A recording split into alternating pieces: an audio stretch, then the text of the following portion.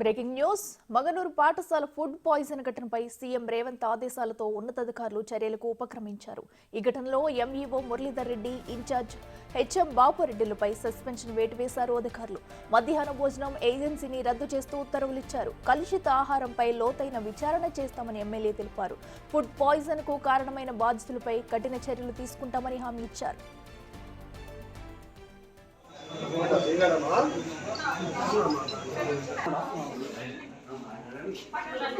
ఇవాళ పాఠశాలను కలెక్టర్తో పాటు పలువురు అధికారులు తనిఖీ చేయనున్నారు. ఫుడ్ పాయిజన్ ఘటనలో మొత్తం 25 మంది విద్యార్థులు అస్వస్థతకు గురయ్యారు.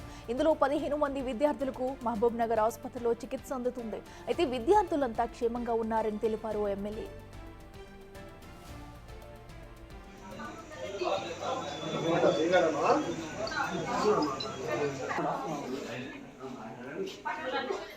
మగనూరు పాఠశాల ఫుడ్ పాయిజన్ ఘటనపై సీఎం రేవంత్ ఆదేశాలతో ఉన్నతాధికారులు చర్యలకు ఉపక్రమించారు. ఈ ఘటనలో MEO Muralidhar Reddy, in charge HM బాపురెడ్డిలపై సస్పెన్షన్ వేటు వేశారు అధికారులు. ఇది మధ్యాహ్న భోజనం ఏజెన్సీని రద్దు చేస్తూ ఉత్తర్వులిచ్చారు. కలుషిత ఆహారంపై లోతైన విచారణ చేస్తామని ఎమ్మెల్యే తెలిపారు. ఫుడ్ పాయిజన్ కు కారణమయ్యే బాధ్యులపై కఠిన చర్యలు తీసుకుంటామని హామీ ఇచ్చారు.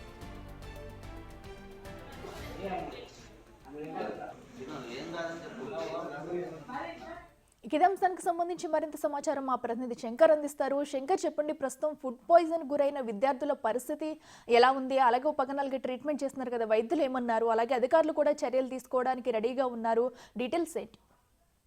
ఈ మాగనూరు ఘటనకు సంబంధించి ఏదైతే ఈ మాగనూరు హై స్కూల్లో కూడా విద్యార్థులు కలుషిత ఆహారం తినడం వల్లనే వాళ్ళు అస్వస్థతకు గురయ్యారంటూ కూడా డాక్టర్లు చెప్పారు. ఇదే క్రమంలో నిన్న ఎవరైతే 50 మంది విద్యార్థులు అస్వస్థతకు గురయ్యారో వారిని ఆ మాగనూరు ప్రభుత్వ ఆసుపత్రిలో కూడా వారికి ట్రీట్మెంట్ చేశారు. దాంట్లో ఒక చిన్నారికి ఒక విద్యార్థికి పూర్తి స్థాయిలో పరిస్థితి విషమంగా ఉంటుందని ఉన్న నేపథ్యంలో కూడా ఆ విద్యార్థిని అక్కడ నుంచి నేరుగా ప్రభుత్వ హాస్పిటల్ నుంచి వేరే హాస్పిటల్ కూడా తరలించడం జరిగింది. ఈ క్రమంలోనే స్థానిక ఎమ్మెల్యే వాకిటి శ్రీయర్ కూడా విద్యార్థులను పరామర్శించాడు. అక్కడ డాక్టర్లను సైతం కూడా విద్యార్థులకు ఎలాంటి ఇబ్బందులు రాకుండా చూసే విధంగా కూడా ఆదేశించారు. దీనికి సంబంధించి నిన్న సాయంత్రం కూడా సీఎం రేవంత్ రెడ్డి దీనిపై స్పందించారు.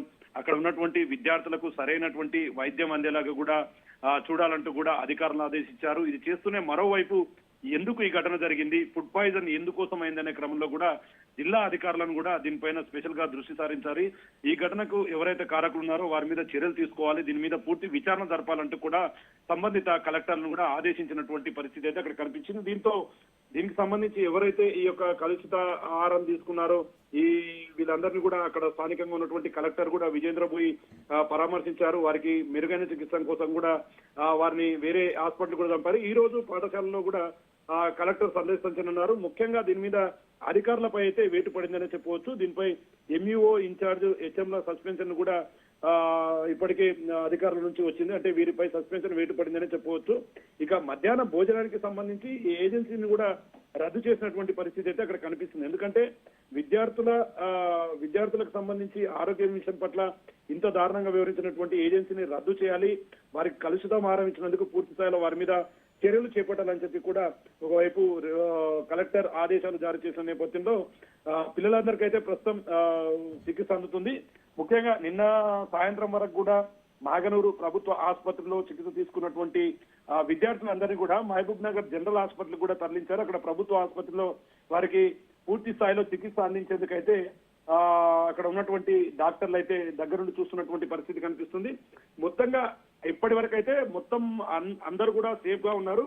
ఒక 15 మంది విద్యార్థులకు మాత్రమే కాస్త కొంత విషమంగా ఉండడం వల్ల, అంటే వాళ్ళ ఆరోగ్య పరిస్థితి క్షీణించడంతో వారికి డాక్టర్లు అయితే దగ్గరుండి చూస్తున్నటువంటి పరిస్థితి కనిపిస్తుంది. ఏదేమైనప్పటికీ సీఎం దీని మీద సీరియస్ కావడం, పూర్తి స్థాయిలో కలెక్టర్ దీన్ని దగ్గరుండి పర్యవేక్షించడం, ఏదైతే ఏజెన్సీని కూడా మధ్యాహ్న భోజనానికి సంబంధించినటువంటి ఏజెన్సీ రద్దుతో పాటు ఎంఈఓ, ఇన్ఛార్జ్, హెచ్ఎంలను కూడా సస్పెండ్ చేస్తూ ఉత్తర్వులు జారీ కావడంతో ఒక్కసారిగా అధికారులు అయితే గుండెల్లో గుబులు పరిగెత్తుతున్నాయని చెప్పొచ్చు. ఏదేమైనప్పటికీ రాబోయే రోజుల్లో కూడా ఎక్కడైనా సరే ఎవరైనా ఇట్లాంటి పనులకు ఉపేక్షిస్తే, అంటే ఏదైనా ఈ మధ్యాహ్న భోజన పథకాలకు సంబంధించినటువంటి ఏజెన్సీలు భోజనం విషయంలో, విద్యార్థులకు పెట్టే భోజనం విషయంలో ఎవరైనా సరే నిర్లక్ష్యంగా వ్యవహరిస్తే వారి మీద కఠినమైన చర్యలు ఉంటాయని చెప్పి కూడా సీఎం రేవంత్ రెడ్డి పూర్తి స్థాయిలో చెప్పిన నేపథ్యంలో ఉమ్మడి జిల్లా వ్యాప్తంగా ఉన్నటువంటి అన్ని హై స్కూళ్లలో కూడా ఎక్కడ కూడా ఎలాంటి ఇబ్బందులు రాకుండా పిల్లలకు పూర్తి స్థాయిలో మధ్యాహ్న భోజనాన్ని అందించేందుకైతే అధికారులు అయితే ముందుకు వెళ్తున్నటువంటి పరిస్థితి ఇక్కడ కనిపిస్తుంది.